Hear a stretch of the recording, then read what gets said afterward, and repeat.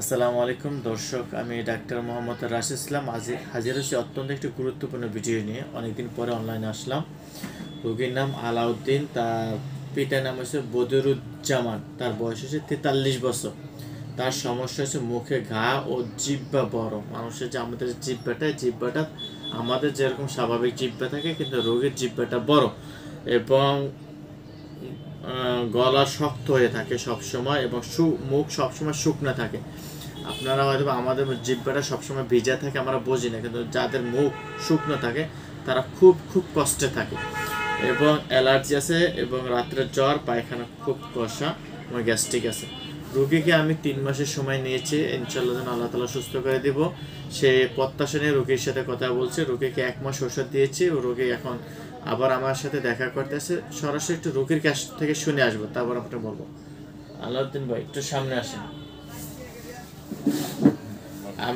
আপনার যে সমস্যাটা, এই সমস্যাটাই তো না? হ্যাঁ, আপনি কি থেরাপি দিতেন?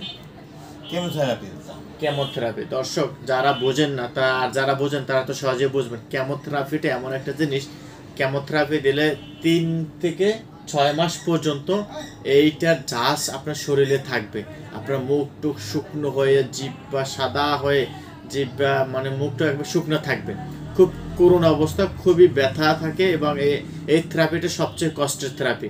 মানুষ যখন লাস্ট কোনো উপায় না থাকে তখন এই কেমোথেরাপিটা দেওয়া হয়, কিন্তু সেই থেরাপি দেওয়ার পর আমার কাছে আসছে, সেখান থেকে আলহামদুলিল্লাহ 1 মাসের মাথায় অনেকটাই সুস্থ। এখন তো আল্লাহর রহমতে আপনার কি পরিমাণ সুস্থ মনে করতে আছেন 100 ভিতরে? 100-এর ভিতরে 80 ভাগ আমি সুস্থ আছি। আলহামদুলিল্লাহ 1 মাসের ভিতরে 100 ভাগের ভিতরে 80 ভাগই সে সুস্থতা বোধ করতেছে। রোগ ভালো করার মালিক একমাত্র মহান আল্লাহ তাআলা।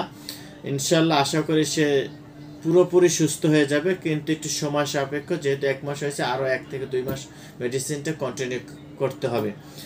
কিন্তু জিহ্বাটা তো বড় এখন আছে, তাই না? জিহ্বাটা বড় এখন আছে, আর জিহ্বাটা যে শুকনো থাকে, শুকনোটা এখনো থাকে, এখন অল্প থাকে। এখনো থাকে কিন্তু অল্প থাকে। রোগীর কথা শুনে মানে আগে তো হিউজ পরিমাণ শুকনো থাকতো, এখন অল্প থাকে। আর আগে পায়খানা তার কষা ছিল, পায়খানাটা ক্লিয়ার হয়ে গেছে। দর্শক আপনারা মনে করেন কি যাদের পায়খানা কষা এটা মানে সিম্পল রোগ, কিন্তু এইটা খুব জটিল রোগ। পায়খানা কষা হইলে মানুষের শরীরের রোগ আরও বৃদ্ধি পায়, সেই জন্য পায়খানা কষা একটা জটিল রোগ। এটা মানুষের জন্মগতভাবেও থাকে, অনেকের দীর্ঘ টাইম পায়খানা কষা থাকে, কিন্তু তারও তেমন ছিল। আল্লাহর রহমতে তার পায়খানা এখন স্বাভাবিক। আর এখন ব্যথাটা একটু করতেছে নাকি? হ্যাঁ, একটু ব্যথা। এই দর্শক এই পাশ দিয়ে একটু ব্যথাটা তার করতেছে, কিন্তু আগের থেকে অনেক কম, তাই তো? দর্শক সরাসরি একটা রোগী সহকারে কথা বললাম।